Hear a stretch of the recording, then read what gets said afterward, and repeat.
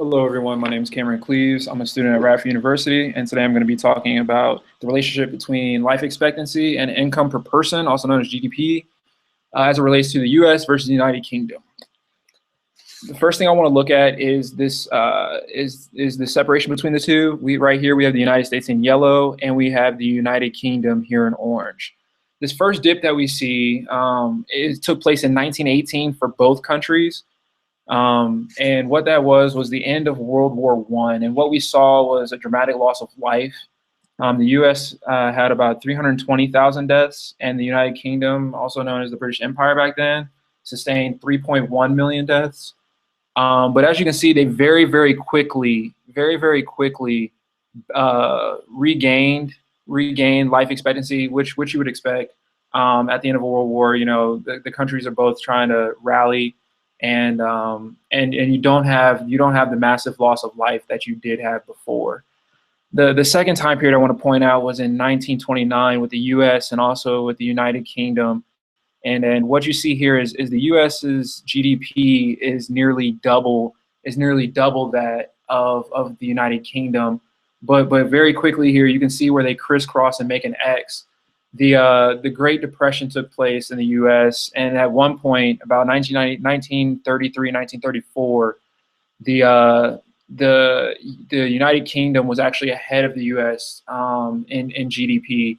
But towards the end of that decade, the United States managed to bounce back and kind of regain some sense of economic stabilization. The third thing that we see is another drop in loss of life, and that was due to the Second World War. And what we see after 1945 again is a drop in GDP. Which again is to be expected. You know, world wars taking place.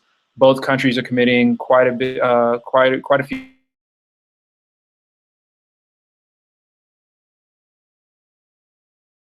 The last thing I really want to point out is this trend here from 1950s on. You can see the United States and the United Kingdom kind of follow similar paths, and I thought that was fairly interesting.